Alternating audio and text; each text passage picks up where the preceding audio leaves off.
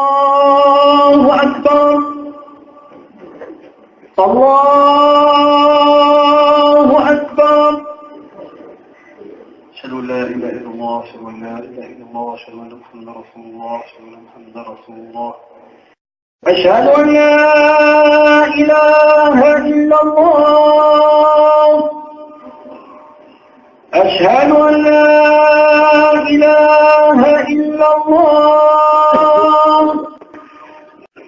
أشهد أن محمدا رسول الله أشهد أن محمدا رسول الله حي على الصلاة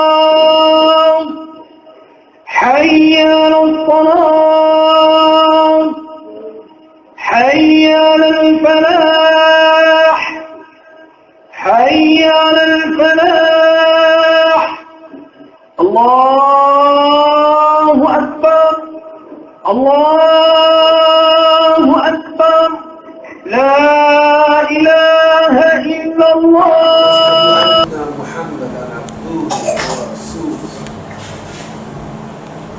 يا أيها الذين آمنوا اتقوا الله حق تقاته ولا تموتن إلا وأنتم مسلمون يا أيها الناس اتقوا ربكم الذي خلقكم من نفس واحدة وخلق منها زوجها وبث منهما رجالا كثيرا ونساء واتقوا الله الذي تساءلون به والأرحام إن الله كان عليكم رقيبا يا أيها الذين آمنوا اتقوا الله وقولوا قولا سديدا يصلح لكم أعمالكم ويغفر لكم ذنوبكم ومن يطع الله ورسوله فقد فاز فوزا عظيما أما بعد فإن خير الهدي كتاب الله وخير الهدي هدي محمد صلى الله عليه وسلم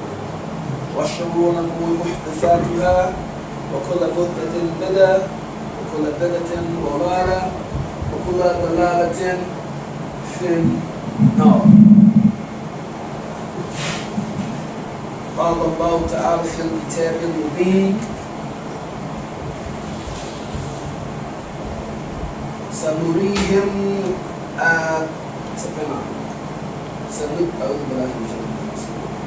سنريهم آياتنا في الآفاق وفي أنفسهم حتى يتبين لهم أنه الحق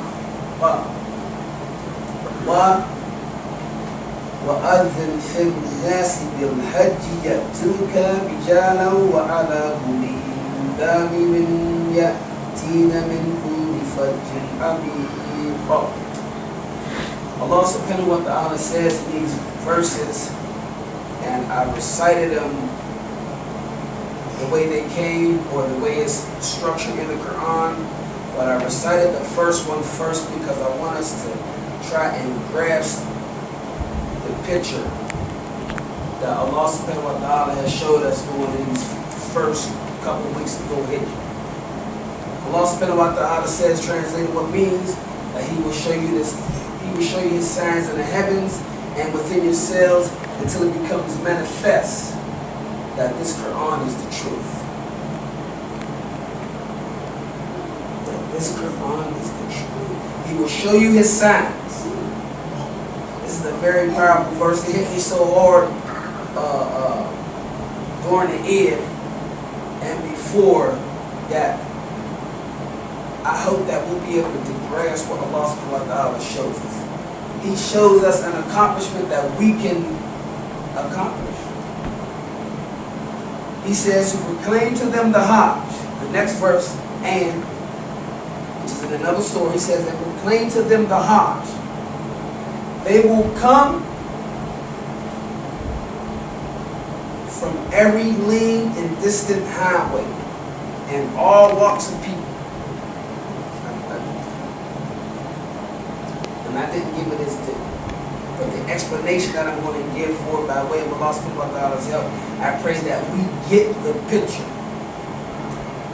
during the Hajj season, Allah showed us a united humanity in one accord, with the belief that they are fulfilling a command that Allah subhanahu wa ta'ala gave us.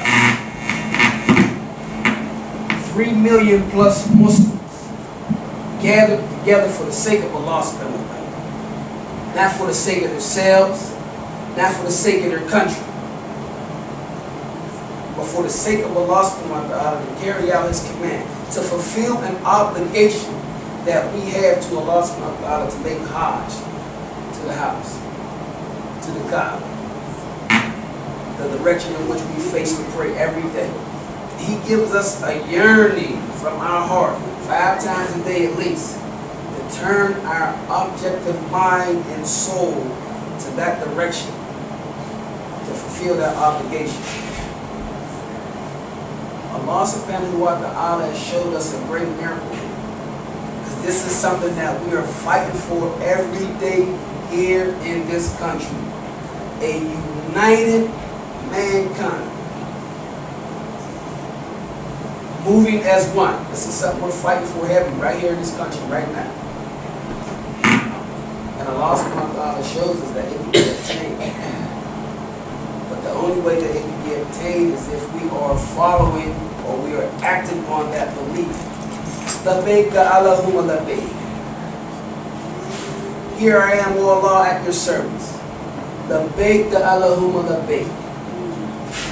This is incumbent upon us to look at, to strive for, to give Allah subhanahu wa ta'ala His due, because He's the only one that's going to make it.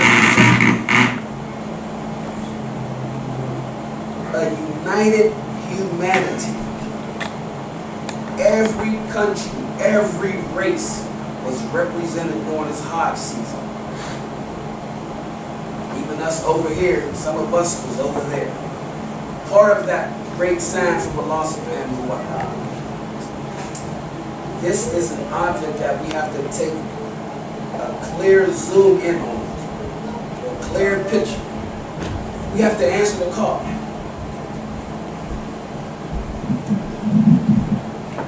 Labbaika Allahumma labbaik. Labbaika Allahumma labbaik. One of our brethren who has answered the call, and I thank Allah subhanahu wa ta'ala for allowing us to be able to try and just take a look at what he done. Imam Jamil Alameen has been a standard, a banner carrier for human rights for us as Africans in this country. Labbaika Allahumma labbaik. He answered the call. He answered the call. From being part of the Panther Party and liberating our folk and fighting against the injustices, setting up food programs, school programs, political programs that give us the mindset that we have to move. Now here comes the second part. Labbaika Allahumma labbaik. He answered the call of Allah subhanahu wa ta'ala by embracing Islam and establishing a community down in Atlanta, Georgia. To establish a Muslim community united in one accord. And they were making headways. They were a sign for us. They were a sign that they was believing in what Allah subhanahu wa ta'ala commanded, and they was moving out. And the injustice that he is feeling now, being attacked, is what this talk is about for us today. To get mindful to help our brother in any way we can. Labbaika Allahumma labbaik. I had listened to one of his talks, and to try to get a better feel of what I could give to y'all from him. And the first thing that touched me from him was his undying spirit. He has an undying spirit inside that prison camp that he's in. Said they didn't make me, so they can't break me. I need for y'all to understand that I feel it because I was in there. And the Lord guided me to Al-Islam. He guided me to Al-Islam. To be Muslim. Everybody don't get that. Everybody don't get that. His undying spirit awakened in me a renewed vigor to try to become more active. Become more active in trying to help my community. He reminded me about the Prophet, peace be upon him, whom Allah gave glad tidings to the 10 that were guaranteed paradise. And he broke it down in layman's terms and touched me heavy. He said the 10 that was guaranteed paradise responded to the call no matter what the call was. Those 10 brothers whom Allah subhanahu wa ta'ala inspired to the Rasul, who is granting paradise by Allah's mercy, they responded to the call no matter what the call was. This is our mindset that we have to be. He said if you have 10, then you have more than most people have. If you have 10 men, and there's more than 10 men in here, 10 of y'all take it upon yourself to answer the call. Labbaika Allahumma labbaik. It's not for the community, it's for Allah's sake, to help his creatures. The objective has to be clear. We can come together because we have seen Allah's sign. We have a picture of men around the Kaaba right now in this masjid that if we haven't seen, we need to take a look at and ponder on. We can obtain the objective. But it's up to us to respond to the call. May Allah subhanahu wa ta'ala give us that energy, that vigor, to stand up for his sake. There's only two things we get when we do it for Allah's sake. Victory or martyrdom. There's no loss there. And you have to dig in and try to come to that conclusion. You can't lose when you're doing the work for Allah subhanahu wa ta'ala. I had a minor victory there I want to share with y'all so y'all can understand how things happen. I've been battling with this probation office, parole office, and they've been trying to beat on me heavy. Okay? But because I believed in Allah subhanahu wa ta'ala and spoke a word to the right, he helped me to correct my affairs and do righteous good deeds. So the lady came to my house and gave my wife this paper talking about I got a report where there's going to be a arrest warrant out for me, so I wasn't worried because I had been preparing and asking Allah to help me with this. I get there, she said, why ain't it been reporting? I gave her the paper. I said, because I was told to report somewhere else. And this caught her off guard because now I'm on the attack. This was another thing that Imam Jumu'Ah said in his interview that he was given from prison, that when we raise awareness for our rights and our liberties, we go to present them to the people that's oppressing us. He says they throw us a curve and put us on the defense. Say, well, you want us to give us, you want us to give you these liberties, but you want to marry our daughters. So it was a distraction tactic. Back to the story. When I explained to the lady that my case was running consecutive and that someone else has supervision over me, she was taken aback. So she had to go in the paperwork, look and find out, see what I was talking about. Alhamdulillah, Allah subhanahu wa ta'ala, she went right to the paper. She seen what I was talking about. She said, you're absolutely correct. Here, go sit out here. I got to go see what she's going to do about this and see what she wants to do because they got a call to find out what's going on. But it's in black and white. You can't even do it. So when she came out, she told me that they was closing that case out, dealing with them. Alhamdulillah. She said, that's good news for you. I was like, you're right. It's good news for me, and I thank you. But I thank the law first before I even got there, because I knew I had already won. This is the moral of what I'm getting at. When you're doing the work for Allah subhanahu wa ta'ala, you can't lose. And I had to remind myself to make sure to keep doing what I'm doing, because shaitan don't stop. He's going to keep attacking. Anytime you try to stand up for Allah subhanahu wa ta'ala, he's going to keep attacking. Don't give up. Don't give up. Hold on to that rope. Use what you learn. We can be successful. We can establish something here. The ultimate goal for us is to do it for Allah's sake. And it takes a lot to fight off your nerves, because we fed it so much. Fasting helps. And I'll stop right there. Stop.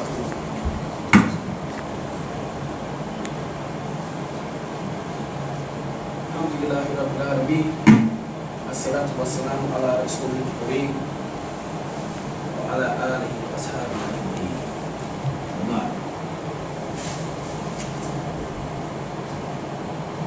Raising awareness for Imam Jamil Alameen is a reminder for us to raise awareness for not just him, but for all the political prisoners that they have snatched off the street.